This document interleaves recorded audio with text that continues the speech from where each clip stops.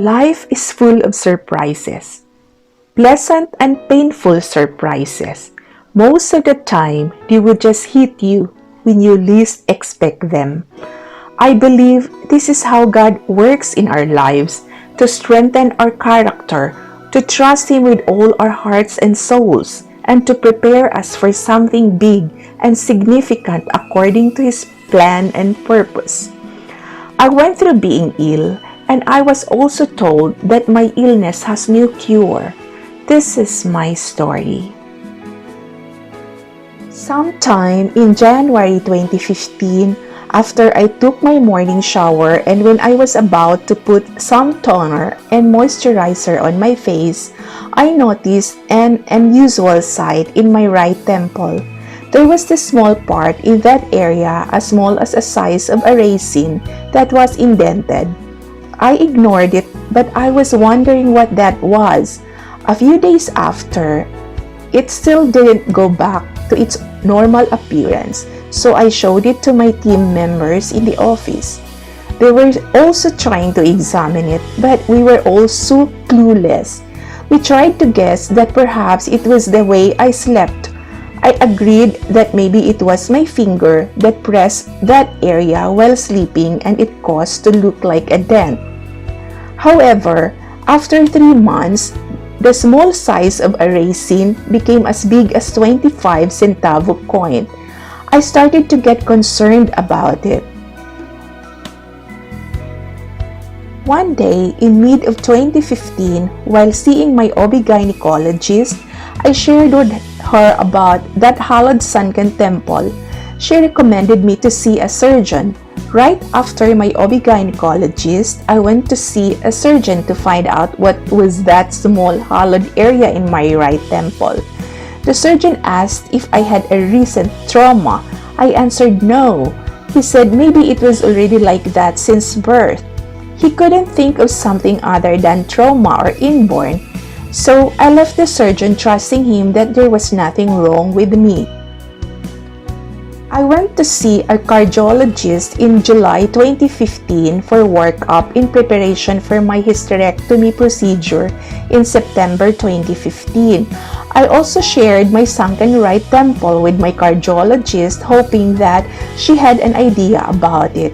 She didn't know about it, but she ordered a skull x-ray to find out if there was something wrong with my skull, as it was already showing some deformities. However, the result came out normal, so I just shrugged in front of my cardiologist and said, maybe it's just about aging, doc. My cardiologist agreed with me. On September 28, 2015, I had a laparoscopic hysterectomy and it went well. I forgot about that sunken temple because I focused on taking care of my wounds after the surgery. Thanks to God and praise Him for His grace and mercy, He healed me completely and I recovered well.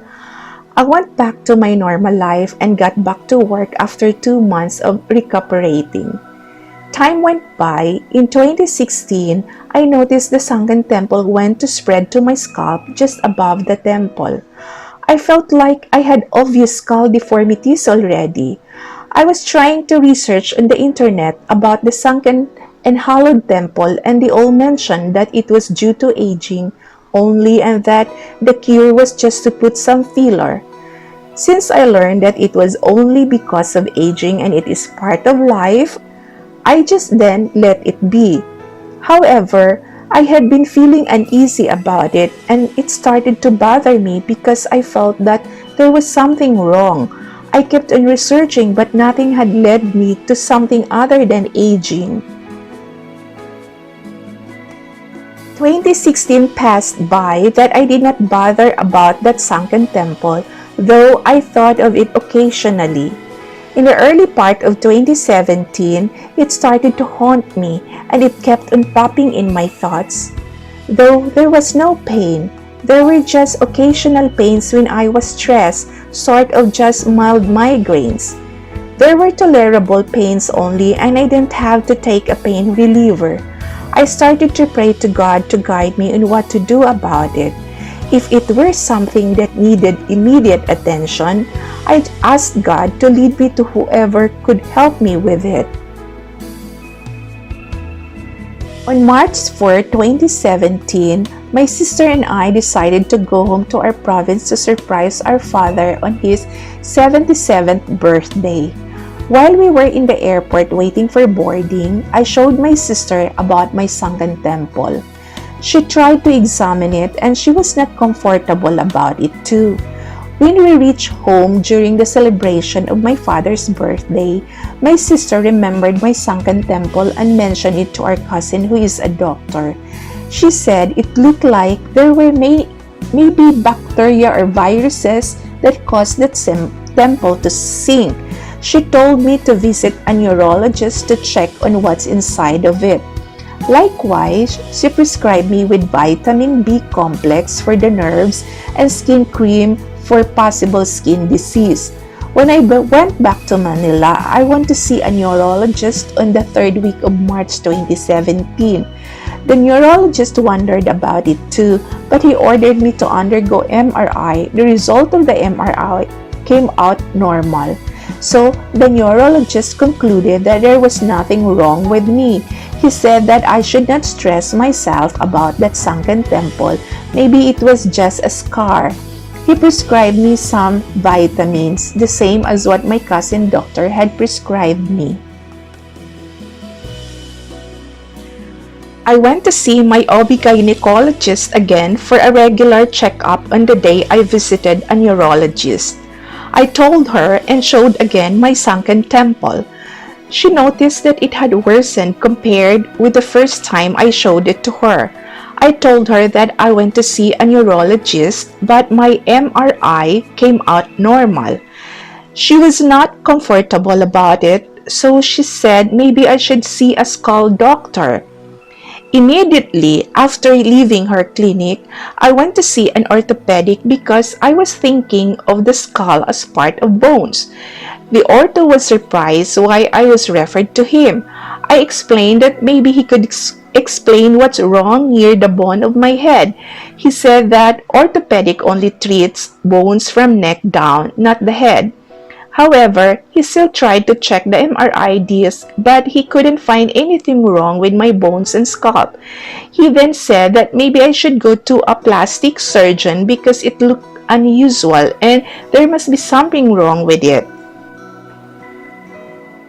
On March 31, 2017, I woke up with blood in my right eye. It covered half of my eye, so I immediately went to see an ophthalmologist. He examined my right eye and he said that it was just superficial. Maybe it happened when I sneezed or coughed, but I never had those incidents. Before I left his clinic, I mentioned to him about my sunken temple condition. I was hoping that maybe he had an idea about it since it was near my eye. He looked at it and he said it had nothing to do with the eye and he had no idea about it.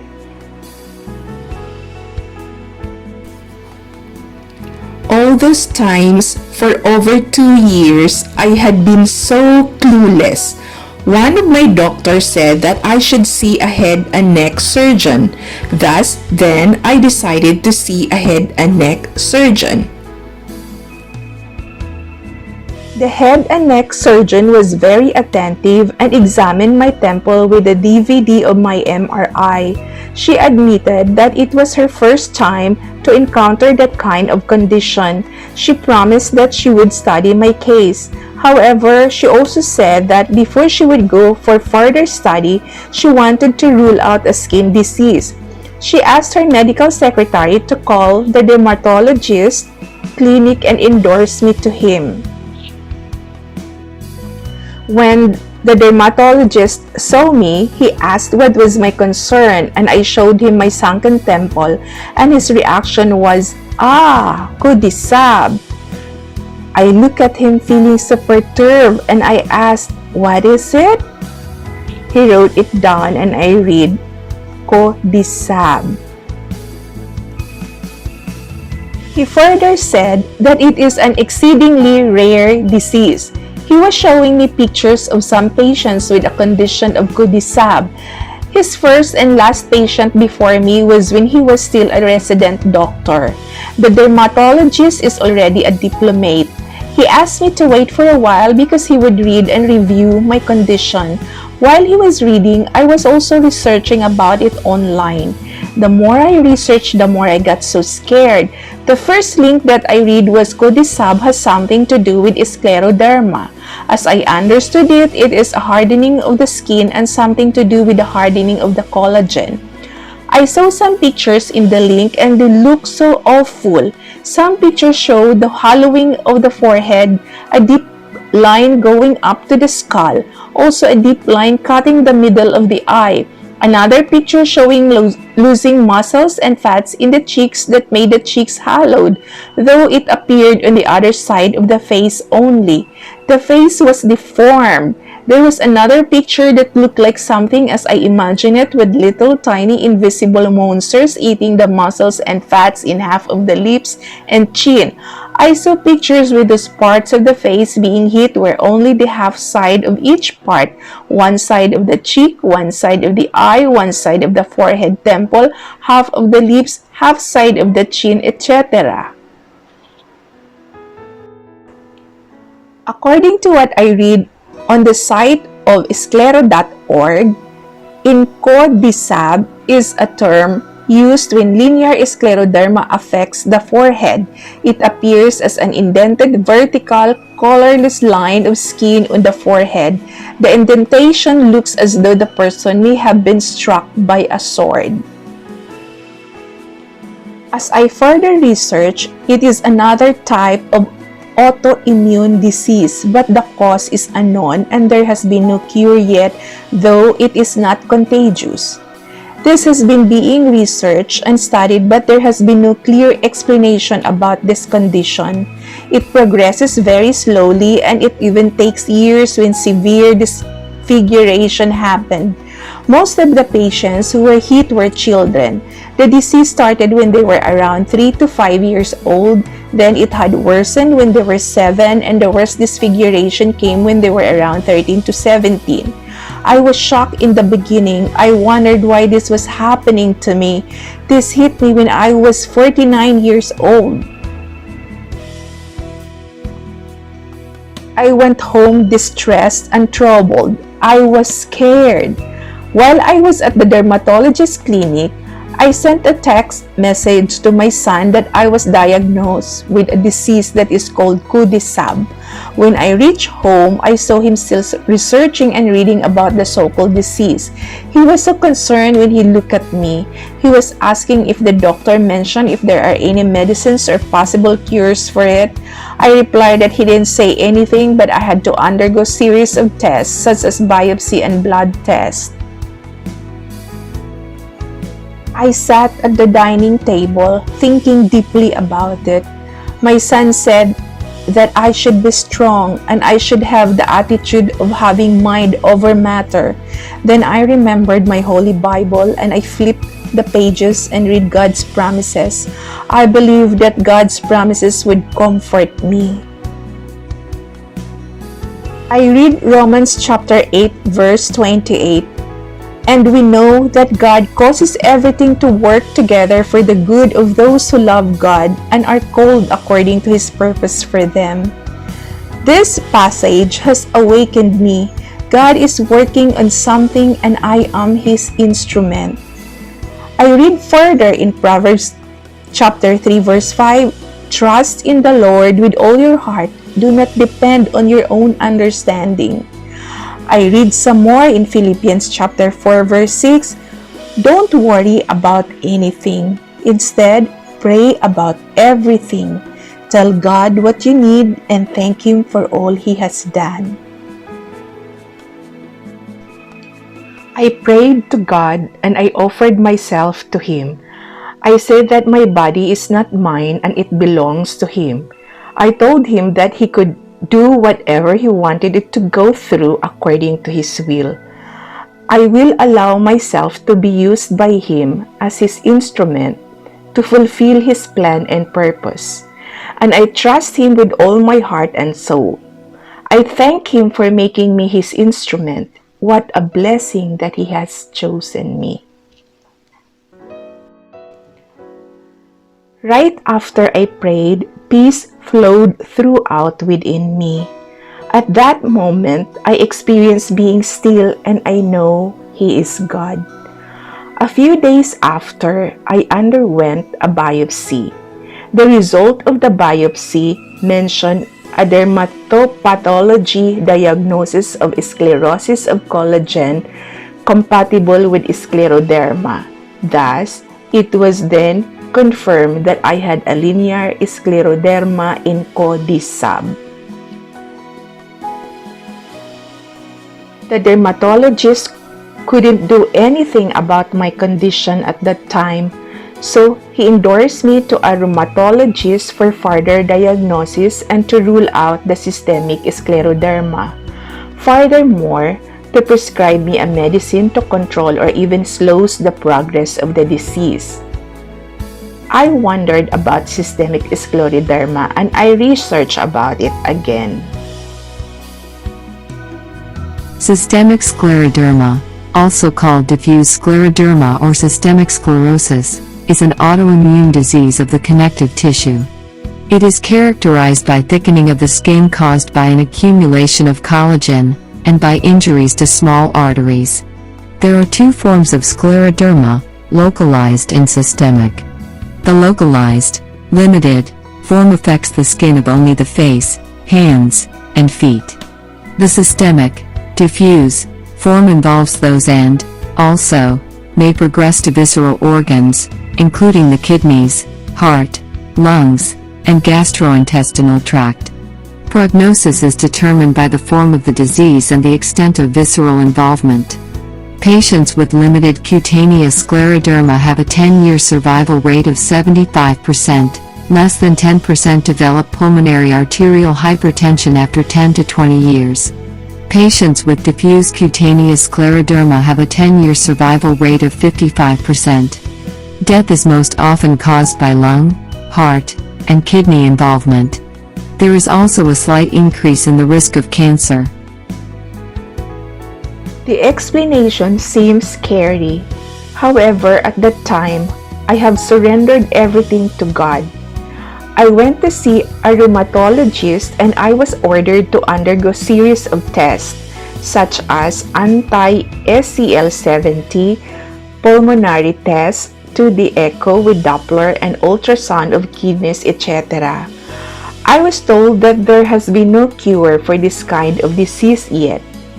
I left the doctor's office saying to myself, I am going to experience God's greatness and sovereignty. When the results of all these tests came out, they were all normal.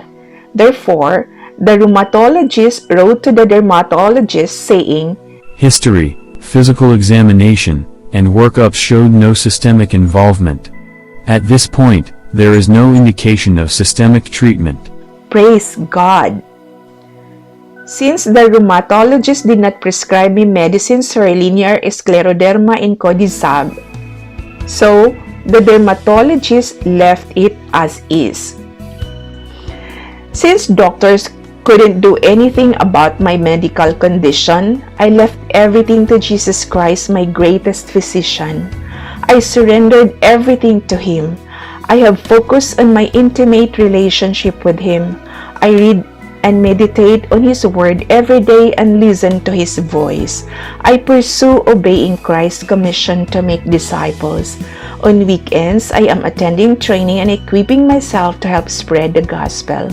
Likewise, I believe that my spiritual gift is an exhortation, so I am making videos to encourage and inspire my brethren. I have been experiencing joy doing God's assignments for me.